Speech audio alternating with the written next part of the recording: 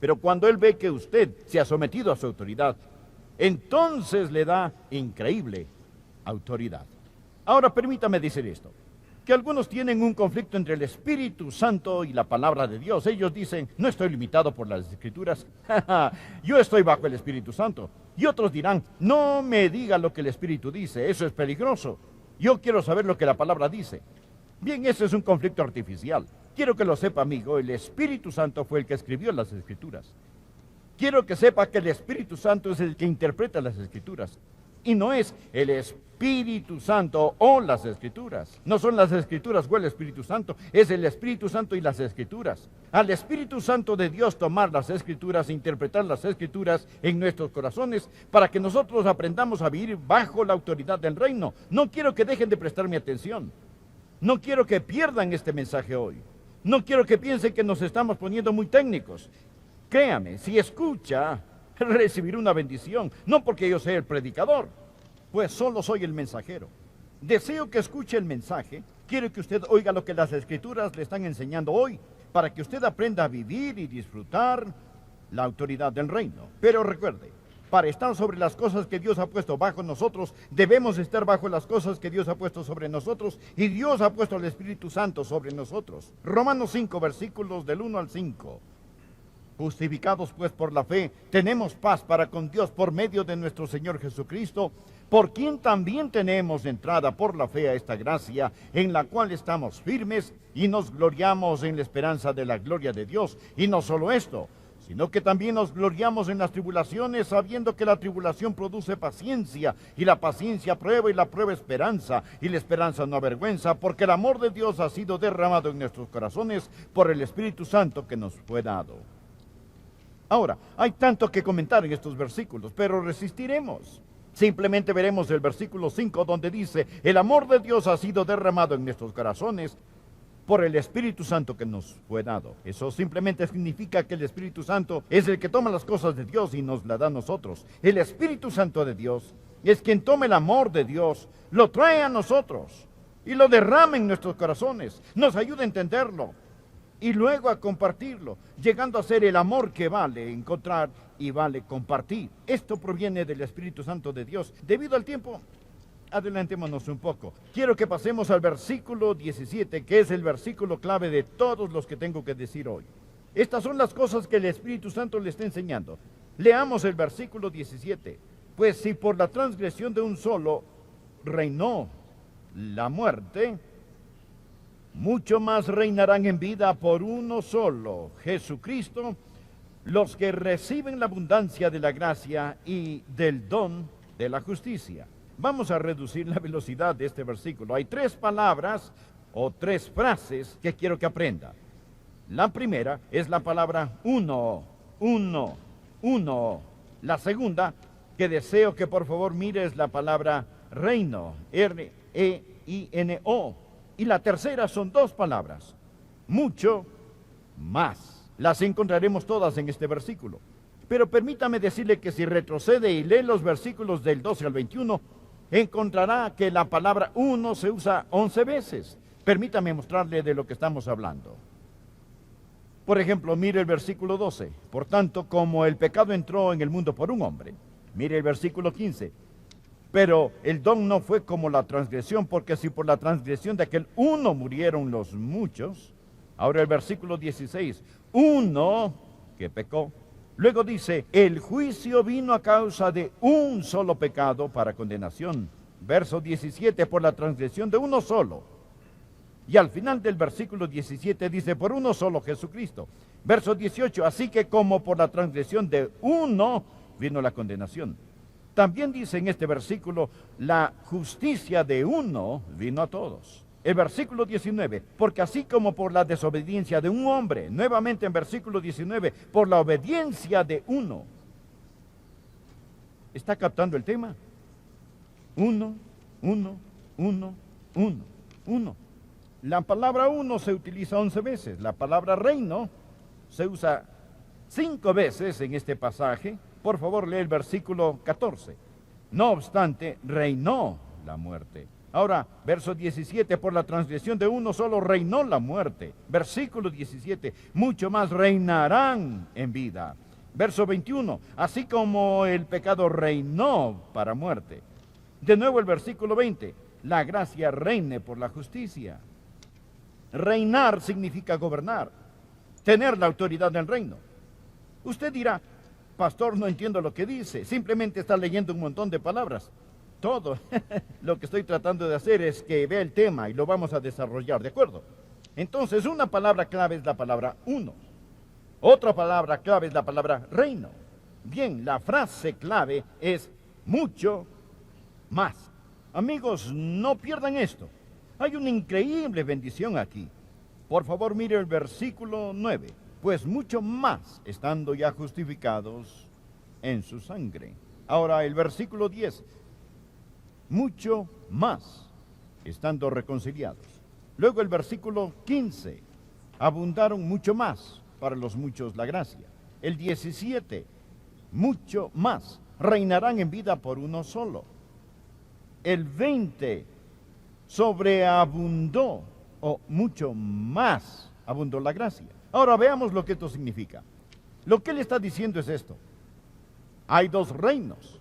Existe el reino de las tinieblas y el reino de la luz, existe el reino de Satanás y el de Dios, existe el reino de la vida y el de la muerte, existen dos reinos.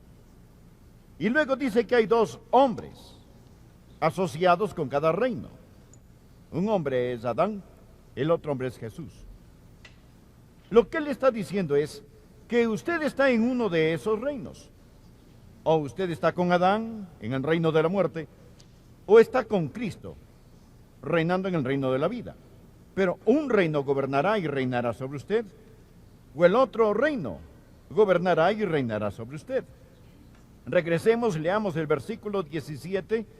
Pues si por la transgresión de un solo reinó la muerte, ese fue Adán, mucho más, de una manera más grande, reinarán en vida por uno solo, no en algún día lejano, sino que reinarán en vida Jesucristo, los que reciben la abundancia de la gracia y del don de la justicia. ¿Tiene esto sentido para usted? Espero que sí. Los dos hombres son Adán y Jesús. Los dos reinos son de la muerte y de la vida. La idea es que todos los que nos ven por medio de la televisión o nos escuchan por radio, todos estamos en uno de esos dos reinos. O usted está en el de Adán o usted está en el de Cristo. Usted está en el reino de las tinieblas o en el reino de la luz. Ahora, cuando usted sale de Adán y entra en Jesús, usted adquiere mucho más en Jesús que lo que perdió en Adán. Esa es la razón por la que continúa diciendo mucho más, mucho más, mucho más. Ahora, todo esto es para preparar el escenario, ¿comprende? Bien, ahora, aquí vamos. Primero estudiaremos lo que nosotros perdimos en Adán. Segundo, vamos a ver lo que nosotros ganamos en Cristo. Y tercero, vamos a ver lo que debemos hacer al respecto. Esto es simple, ¿verdad? De acuerdo, vamos. ¿Qué es lo que perdimos en Adán? O pongámoslo positivamente, ¿qué recibimos de Adán? Ahora, pasemos al versículo 19. Porque así como por la desobediencia de un hombre muchos fueron constituidos pecadores, así también por la obediencia de uno los muchos serán constituidos justos. Ahora, ¿quién fue el que desobedeció? Su nombre fue Adán. ¿Quién fue el que obedeció? Su nombre es Jesús. ¿Qué recibimos de Adán? Recuerde que Adán fue el primer hombre. Él era la cabeza federal de la raza. A Adán le fue dado dominio sobre la tierra. Cuando Dios creó a Adán y Eva, Él dijo que ejerza dominio. Pero Adán se vendió en esclavitud. Adán pecó y se convirtió en esclavo, en sirviente de Satanás. Y nosotros somos sus descendientes. Somos su familia. Y recuerde esto. Un hijo de un esclavo es un esclavo, es un esclavo, es un esclavo, es un esclavo. Un hijo de un esclavo es un esclavo. Adán se vendió en esclavitud y el pecado ahora tiene dominio sobre el que debió tener dominio sobre la tierra. Y estamos en Adán.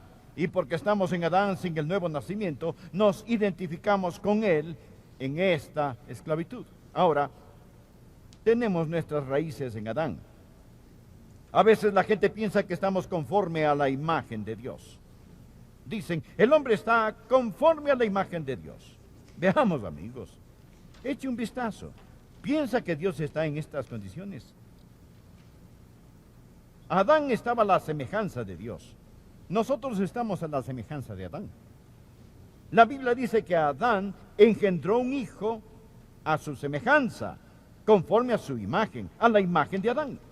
La imagen de Dios estaba en Adán, pero la imagen de Dios ha sido desfigurada. Nosotros no llevamos la imagen de Dios. Solo ecos débiles de la imagen de Dios están en nosotros. Lo que vemos en todos nosotros es la imagen de Adán. Ahora, usted nunca ha visto a un hombre como Dios lo diseñó. Usted nunca ha visto lo que Dios tenía en mente. Hemos heredado algo de Adán. ¿Y qué recibimos de Adán? Bien, continuemos leyendo. Primero, lo que recibimos de Adán. Recibimos debilidad en lugar de poder. Mire el verso 6. Porque Cristo, cuando aún éramos débiles, a su tiempo murió por los impíos. En Adán, usted recibió debilidad en lugar del poder. Ahora, la debilidad de la que está hablando aquí es la debilidad espiritual. Dios le dio poder a Adán para hacer lo que Dios quería que él fuera. Pero él perdió ese poder, él perdió esa autoridad. Y Dios quiere que usted tenga una vez más autoridad y poder para que sea lo que usted debe ser. ¿Qué otra cosa ganamos en Adán? Ganamos debilidad en lugar del poder, verso 6. Ganamos impiedad en vez de piedad, verso 6. Mírelo, porque Cristo, cuando aún éramos débiles, a su tiempo murió. ¿Por qué? Los impíos. No solo recibimos debilidad de Adán, recibimos la impiedad de Adán. Ser impío no quiere decir ser vil. Ser impío simplemente quiere decir no ser como Dios. No significa que usted es un asesino, que usted es un violador. Simplemente significa que usted no es piadoso. Usted no es a la imagen de Dios. Usted no es piadoso. ¿Por qué? Por Adán. ¿Y qué más recibimos de Adán? Recibimos guerra en lugar de paz. Mire por favor el verso 10. Porque si siendo enemigos fuimos reconciliados con Dios. ¿Sabía que si usted está en Adán es enemigo de Dios? ¿Sabe qué es el pecado? Pecado es la traición más grande contra el Rey del cielo. El pecado es poner su desafiante puño en el rostro de Dios. Usted dirá, no soy enemigo de Dios, pastor. Puede ser que no sea salvo, pero no soy enemigo de Dios. Quizás no he dado mi corazón a Jesús, pero no soy enemigo de Dios. Bien, oigamos lo que Jesús dice al respecto. Mateo capítulo 12, verso 30. El que no es conmigo, contra mí es. Y el que conmigo no recoge, desparrama. O usted recoge para Cristo o usted trabaja contra Cristo. Si usted no está con Cristo, usted está contra Cristo. Usted no puede ser neutral. Pilato lo intentó y fracasó miserablemente. Hoy deseo decir a cada uno de ustedes que si usted no está entregado 100% a Jesucristo, usted está 100% en contra de Jesucristo. Necesita entenderlo. Nosotros recibimos todo eso de Adán. Hemos estado pensando en lo que perdimos por un hombre, Adán.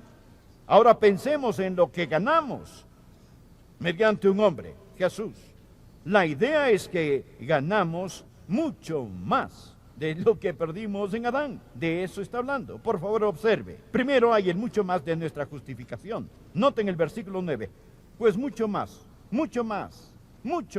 estando ya justificados en su sangre, por él seremos salvos de la ira. Usted se preguntará, ¿qué es ese mucho más? Bien, Adán fue solo inocente. Nosotros estamos positivamente justificados. Recuerde que hay tres palabras al pensar acerca de la cruz que necesita siempre recordar: justicia, misericordia y gracia. Gracia. Justicia, misericordia y gracia. Recuérdelas. La justicia es cuando Dios nos da lo que merecemos. Juicio. La misericordia es cuando Dios no nos da lo que merecemos. La gracia es cuando Dios nos da lo que no merecemos. Esas tres palabras se cumplen en el Calvario. Cuando mis pecados fueron cargados sobre un hombre, el Señor Jesucristo, la justicia de Dios quedó satisfecha. Ese pecado quedó pagado. Por consiguiente, yo no sufro la ira de Dios. Su misericordia se manifiesta. Pero cuando Dios me justifica, la gracia de Dios me es dada. Todo está en el Calvario. todo es mediante el Señor Jesucristo. Eso, mi amigo, es el mucho más, el mucho más de la justificación. Mire el mucho más de reconciliación, verso 10.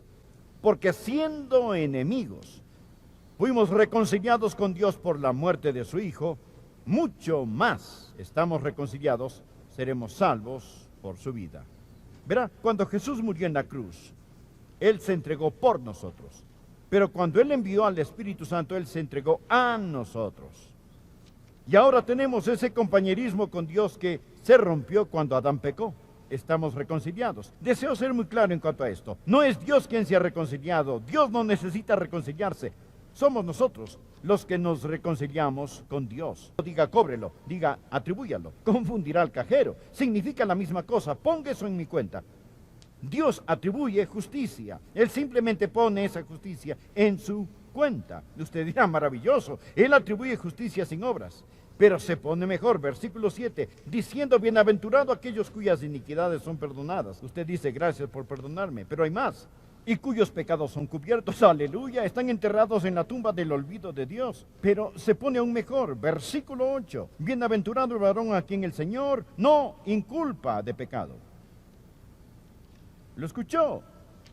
Bienaventurado el varón a quien el Señor no inculpa de pecado. El Señor no solo perdona mi pecado, no solo cubre mi pecado, sino que también dice, no te inculparé de pecado. La gente dice, si soy lo suficientemente bueno cuando muere, espero ir al cielo. No lo logrará. Usted no entiende lo que es el pecado si piensa que puede llegar al cielo porque es bueno. Yo no confiaría en los mejores 15 minutos de mi vida para llegar al cielo. Pero bienaventurado el varón a quien el Señor no inculpa de pecado. Verá, a Adán se le podía atribuir o inculpar pecado, pero a usted no se lo puede atribuir pecado si está en el Señor Jesús. ¿Entiende lo que estoy diciendo? Hay mucho más en Jesús de lo que perdimos en Adán. Oh, aleluya por esto. Aquí todos, o estamos en Adán o en Cristo. En Adán todos morimos. En Cristo todos vivimos. Escuche esto y terminaré.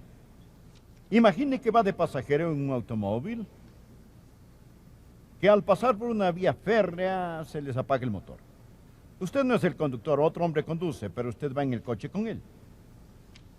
Y el coche ha quedado varado sobre la vía férrea. Ahora usted oye el silbato del tren y sabe que una locomotora poderosa se aproxima sobre esos rieles. Ahí está la puerta, usted está en forma, el cinturón está desabrochado. Usted debe abrir la puerta y salir. En ese momento, enfrenta una opción. Usted puede quedarse en el automóvil y morir, o puede abrir la puerta, huir y vivir. La decisión es suya. Mas usted dice, no la tomaré. Entonces morirá. Porque no escoger representa en sí escoger. Porque verá, usted ya está en el automóvil. Amigos, permítame decir esto. Usted ya está en Adán. Usted no tuvo ni voz ni voto en eso. Usted nació en Adán. Y en Adán todos morimos. ¿Sabe cuál es la opción hoy? Es escoger a Jesús. Esa es su opción.